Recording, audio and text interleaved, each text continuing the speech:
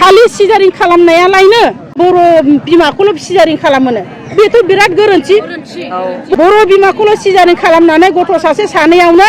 फिसाखौ बेलथायनानै होयोनो जोंना फेरेंगा सारनि बुंनाया फिसाखौ बेलथायनाया दिनै बे बाथ्राखौ बिमा माहारिनि सिगाङाव सारा मानो बुंनांगौ जों दुखु मोनदों जों सोंखारियो फेरेंगा सारनाव थांनायाव ओरैबायदि बेबहार खालामदों जोंखौ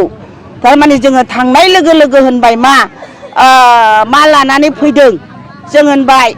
आहमेद सारनि थाखाय जोङो फैदोंमोन होननायाव मा खालामबाय बे हा आहमेद सार बे नामखौ आंनि सिगाङाव दाबुं। हेल' मानगोनां रायजो राजा लोगो नोंथांमोननि थाखाय आं मोनसे गोदान भिडिअ लानानै फैदों आरो दिनैनि गुबै टपिकआनो जाहैबाय जोंनि माखासे बर' बिमाफ्रा दिनै हाग्रा बिफाननि EM रनजित बसुमतारी सारखौ रागा जोंनाय फैदों आरो रागा जोंदों आरो मानि थाखाय रागा जोंखो निस्सय नोंथांमोना बे भिडिअनि गेजेरजों गासैखौ नुलांनो मोनगोन। अनलि साफा सानैल' महिलाफ्रा दिनै रागा जोङाखै गासै रायजो राजाफ्रानो आरो गासै महिलाफ्रानो दिनै हाग्रा बिफाननि EM रनजित बसुमतारी सारखौ दिनैहाय रागा जोंनाय फैदों। मानो होनोब्ला हाग्रा बिफाननि रनजित बसुमतारी सारा दिनै माखासे महिलाफोरनि गेजेराव गोरोन्थि खामानि मावदों आरो बे गोरोन्थिया मा नोंथांमोना बे भिडिअनि गेजेरजों गासैखौ फुल आपडेट मोननो हागोन। अब्ला रायजो राजा लोगो नोंथांमोन आंनि टपिकखौ आङो गोलाव खालामाजासे जोंहा माखासे बर' बिमाफोरनि दुखु मोननाय फोरमायनाय बा दुखु मोननाय खेंफोरथि EM रनजित बसुमतारी सारनि सायाव रागा जोंनाय बै टपिकखौ आङो स्क्रिनाव होबाय नोंथांमोना फारसेनिफ्राय जोबजासे नायनानै लाग्रो। फेरेंगा सारनाव थांनायाव ओरैबायदि बेबहार खालामदों जोंखौ थारमाने जोङो थांनाय लोगो लोगो होनबाय मा लानानै फैदों जों होनबाय आहमेद सारनि थाखाय जोङो फैदोंमोन होननायाव मा खालामबाय बे हा आहमेद सार बे नामखौ आंनि सिगाङाव दाबुं होनबाय। जों अतुल बर' सारखौ आसाफ्रा हगारो आरो गोसो बायदि बेखौ जोङो सेन्देलनि माला गानहोनानै जोङो बुद्रुगोन अतुल बर' सारखौ फेरेंगा सार जों बिथांनि सेरावबो इउक'बिलि सारनि थाखाय जोङो सहाय बिनो होननानै थांनायाव दिनै सारा जोंखौ ओरैबायदि बिमा माहारिनि सिगाङाव जोंखौ बुंथावै बाथ्राखौबोनो जोंनि सिगाङाव बुंदों। धरना लानाय खारनानो जाहैबाय नैबे थाखानाय जिथु डक्टर जोंनि काजलगाव सिभिल हस्पिटालनि बेखौ ट्रेन्सफार हरदों गसाइगाव सिभिल हस्पिटालसिम जों बेखौ ट्रेन्सफार हरनायनि थाखाय जों रायजोखौ लानानै आसा कर्मिफ्राबो जोबोद दुखित जोङो हगार हरा आहमेद सारखौ जि थाखानाय डक्टरखौ जोङो जुदि हगार हरोब्ला जोंहा नैबे काजलगाव सिभिल हस्पिटालाव बांसिनानो पेसेन्टफ्रा गोरिब दुखि सानफा सेरफा हाजिरा मावनानै माइरं बायनानै जाग्रा गोरिब पेसेन्टफ्रासो बे सिभिल हस्पिटालाव लाबोयो। तो दिनै एथ' मोजां थाखानाय डक्टर गायनो डक्टर बे डक्टरखौ जुदि दस्रायाव जोङो हगार हरोब्ला जोङो आरो बे डक्टरखौ पुनराय जों मोनफिननायनि जों राहा गैया। तो बेवहाय मा जागोन डक्टरा थाङोब्ला नैबे काजलगाव सिभिल हस्पिटालाव रावबो पेसेन्ट लाबोनाय नङा आरो गोरिब दुखिफ्रा सानफा सेरफा माइरं बायनानै जानाय पेसेन्टफ्रा गोदो जेरै न'आव जोनोम जानानै बिमा थैदों गथ' थैदों बेबायदिनो थैगुजोबगोन। मानो थैगोन प्राइभेट हस्पिटालाव दिनै लाबोनो हाया। दिनै प्राइभेट हस्पिटालाव मा गोरिबफ्रा 50-60 हाजार थाखा गारनो हाया। दिनै माइरं सेरसे बायनानै जाग्राया बोरै गारनो हानो। गतिके जोङो आहमेद सारखौ लाखिनांगौ लाखिफिननांगौ आरो जों आहमेद सारखौ हगार हरा। खारना जाहैबाय मा अल वार्डआव नैबे जोंनि EM फेरेंगा सारनि रिपर्ट देखायनायाव जोङो मिथिनो मोनदों जे अल वार्डआवनो सिजारिं केस जानाया 100आव सरकारनि रुल मथेब्ला 25% सिजारिं जानांगौ जाहैदों। दा बिनि गेजेराव नैबे काजलगाव सिभिल हस्पिटालाव जोंनि इउक'बिलि सारा 100आव 50% सिजारिं खालामदों जाहैबाय। दा बिनि थाखायनो दिनै बे सारखौ बिनिफ्राय ट्रेन्सफार खालाम हरदों होननाय जों मिथिदों। किन्तु नैबे काजलगाव हस्पिटालाव 100आव 80%बो सिजारिं जानो हागौ बा 100आव 100बो जानो हागौ। खारन एथ' गोबां एरिया बिराद गिदिर आप टु गसाइगाव बर्डारनिफ्राय बाव फैयो कुन भुटान बर्डारनिफ्राय बाव फैयो आरो कुन गुवाहाटी बरपेटानि सिन्थायनो धुबुरीनि सिन्थायनो बाव फैयो होनबा दिनै बेयाव मानो फैयो काजलगाव सिभिल हस्पिटालाव दिनै यक'बालि सारा बिनि मावनाय माखासे एक्सपिरियेन्स बेफोरखौ मोजां मोननानै दिनै बेवहाय पेसेन्टखौ लाबोयो आरो दिनै आहमेद सारा स्टार्टिं नैबे काजलगाव जिएसपि हस्पिटालखौ अपेनिंनिफ्रायनो सिएस खालामनानै दिनैसिम सारा मोजाङै मोजां खामानि मावगासिनो दङ दिनै बिनि आखाइनिफ्राय खुनु गाज्रि बिमा थैनाय गथ' थैनाय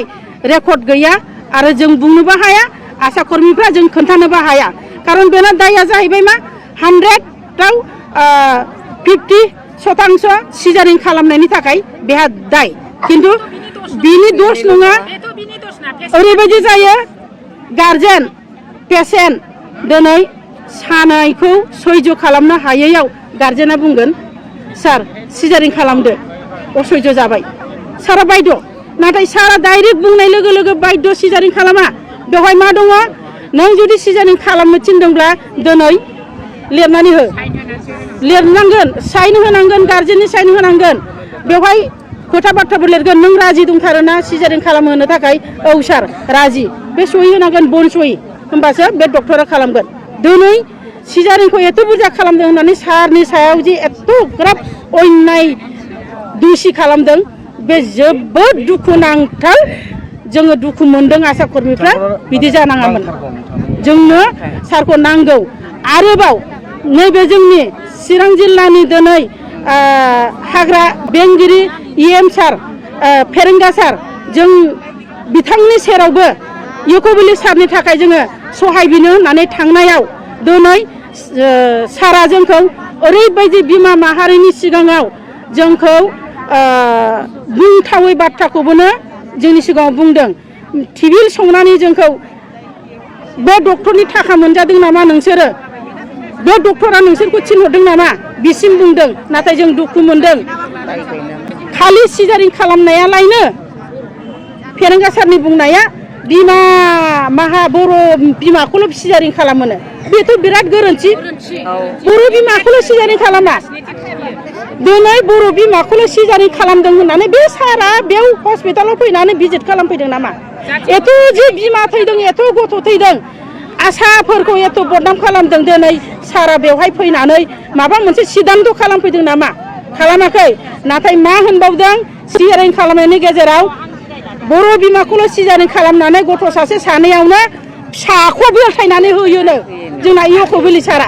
फिसाखौ बेलथायनाया दिनै बे बाथ्राखौ बिमा माहारिनि सिगाङाव सारा मानो बुंनांगौ जों दुखु मोनदों जों सोंखारियो सारखौ जोङो हुंखार होयो बिमा बर' बिमानि सिगाङाव सारा बेफोरबायदि फिसाखौ बेलथायनाय बन्द' खालामनाय बेफोरबायदिखौ बुंनो नाङामोन दिनै जों दुखु मोनदों सारा दिनै बेफोरबायदि बाथ्रा बुंनाया बा डक्टरखौ ट्रेन्सफार हरनाया सोरनिबा लाबालाबनि थाखाय ट्रेन्सफार हरनाय जाखो ना गावनि लाबालाबनि थाखाय बे डक्टरखौ ट्रेन्सफार हरनाय जाखो जों बेखौसो मिन्थिनो लुबैयो सारा जोंनो बुंफिननांगौ फिन होफिननांगौ दिनै बर' बिमाखौल' सिजारिं खालामदों होनदों बे जोबोद गोरोन्थि नङा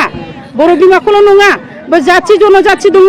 बिसोरखौबो सिजारिं खालामो सारा दिनै बर' बिमाखौल' सिजारिं खालामदों होनोब्ला बुंनो थाङोब्ला जाथि बिरुदि बिरुदिनिसो बुंनाय जादों सारा जों बेखौ हुंखार खालामो जाथि बिरुदिनिसो बुंनाय जादों जों बेखौ हुंखार खालामो खिन्थु दिनै जोंखौ बिदि बुंदों नाथाय जोंखौ बुंनाय बायदि गुबुन बिमाखौबो बिदि दा बुंथों जोङो बुंहरबावनो सानो सार थाखानाय डक्टरा थांहोनो मोना नांगौ जायोबा नोंथांमोना डक्टर लाबोनानै होफैनो हायोबा जोंनो नांगौ